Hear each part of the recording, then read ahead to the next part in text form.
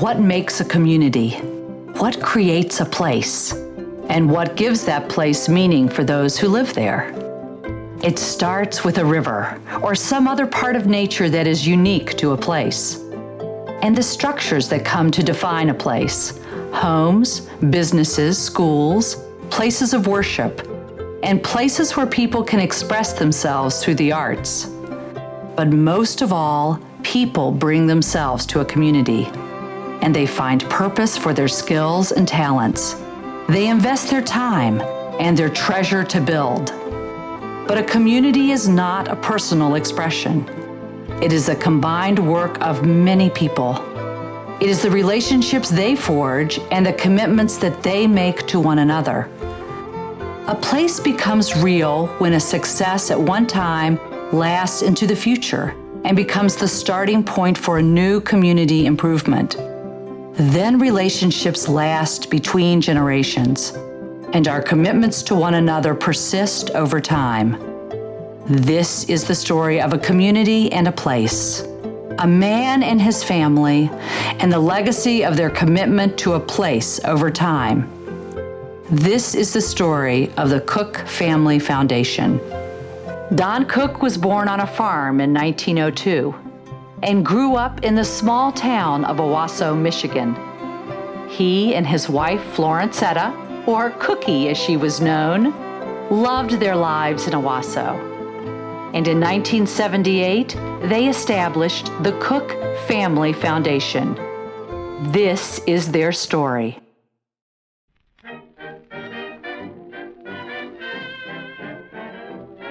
Almost all of his growing up time was done in Owasso.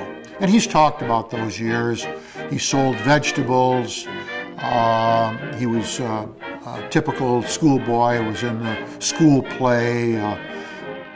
I'd say his growing up in Owasso was a happy time for him, and he did all the traditional things that schoolboys would do growing up in the late teens and early 20s. My dad was the first in the family to go to college.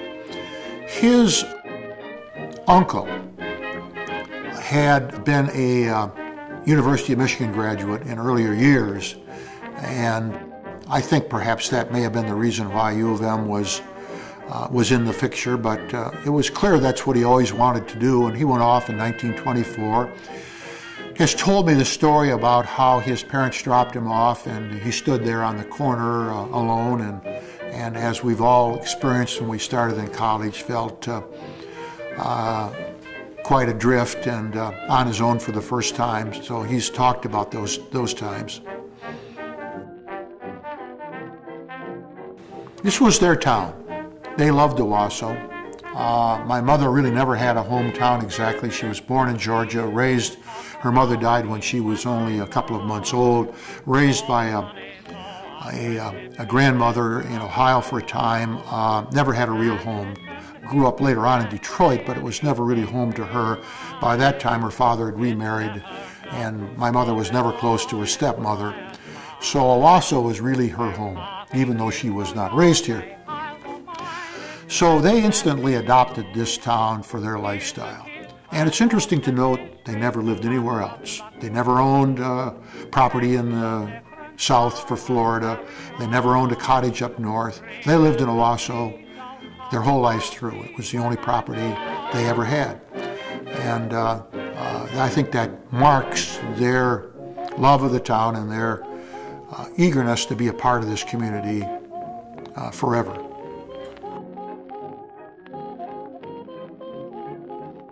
My dad loved people, and people loved him.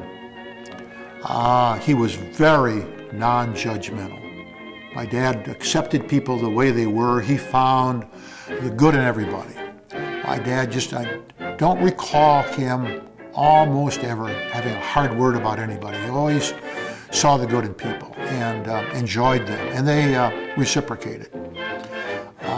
He was a people person, and I'm sure that's why he was so successful at sales. My mother was more social perhaps than my dad. She was more given to parties and fun kinds of things, but my dad was very well suited for that because he loved people. So the two of them together were always involved with other people in group situations. It's one reason I think my mother liked to do her hospital work. She just liked the association with people. She met a lot of people. She liked that.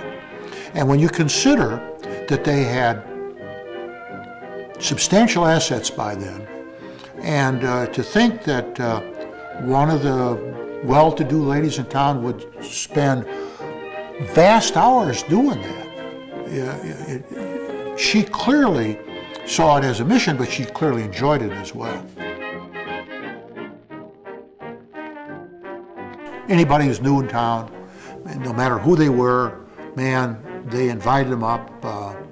They really were very open. They were never, so many people who have money get into this rich club, the clique, you know, and we're better than you are, kind of a, if it isn't their intent, that's the way it comes out.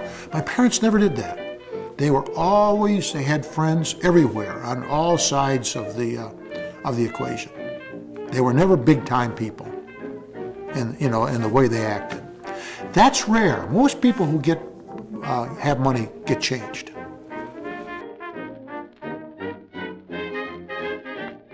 The thing that defined my dad's life almost from the beginning was his remarkable sales ability.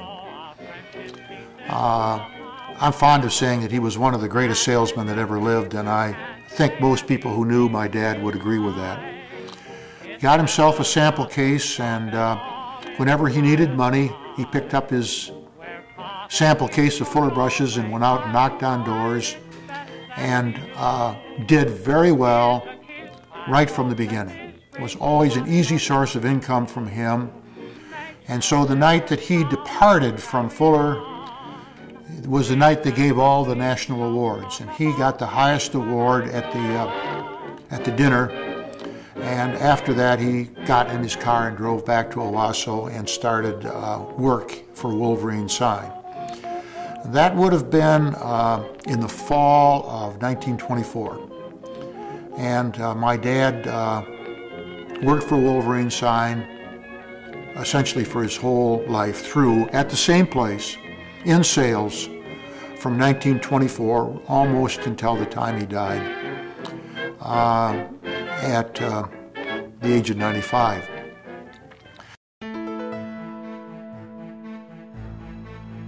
My dad always hated to pay taxes. That was always a problem with him.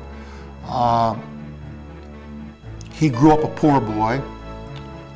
Money was important and precious, and so he was always concerned about surviving and doing well, perhaps because his father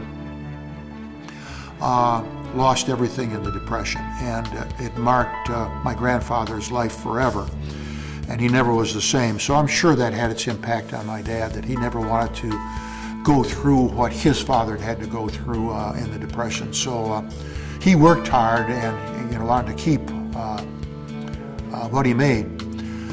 And so very early on, I think the idea of being able to leave his estate where it would continue to work for the community and where the family could have control of how those dollars were used was always important to him. So I think that's probably was the principal motive. That plus, of course, his love of continuing to support this community. My dad had been a great investor during the years in the 30s, and he bought a lot of stocks and he never sold them. And over time, they became very much more valuable. He was a very shrewd investor, and that was basically the source of the family foundation assets that he left.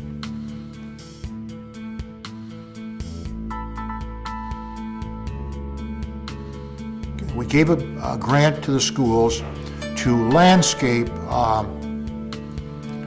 what is kind of an island there at the entrance to the Owasso High School, and to do all the landscaping in memory of Earl Schwartz. And there's a stone and a plaque there that marks that to this day. That was our first grant. So that was very much my dad's wishes. So, and then we went on, early on, our biggest grants went to University of Michigan, because we started our scholarship program early. And then Shiawassee came in pretty early on as well, because I was on the board. And so together we sort of got that going. My dad's goal was never to use his name. This was never an ostentatious thing on his behalf. His idea was to do good works. It wasn't to get the name out in front. I can't even remember whether the Cook Family Foundation name is on the stone at the high school, but Earl Schwartz's name certainly is. They were great canoers. They loved to canoe on the Shiawassee River. They loved canoeing and the outdoors. And they canoed on the Au River up north a lot. So they were people of the outdoors, and that's been reflected in the foundation. I think everybody in the foundation, but obviously Jackie and me in particular, because we knew my dad and mother the best, have always kept in our minds that whatever we did in terms of grant money, we wanted to be true to the spirit of what my parents would have wanted to do. And I think we've done that very well. That's one of the reasons we have kept, with the exception of Camp Shiawassee and University of Michigan, essentially kept our grants to Shiawassee County, because that was their territory. And so we've continued to be faithful to that. He was always a very generous person with his time and with his money. But when he acquired something, he wanted to keep it. That's why he held on to those stocks all those years, never sold any. That's why he held on to the business and wanted it to stay in the family. That's why the home, the last home that he lived in and built on Riverside Drive, he gave will to my brother so that my brother could continue to occupy and keep it.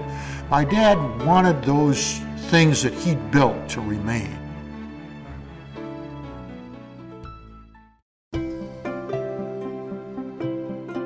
Today, the legacy of Don and Cookie lives on in the work of the Cook Family Foundation.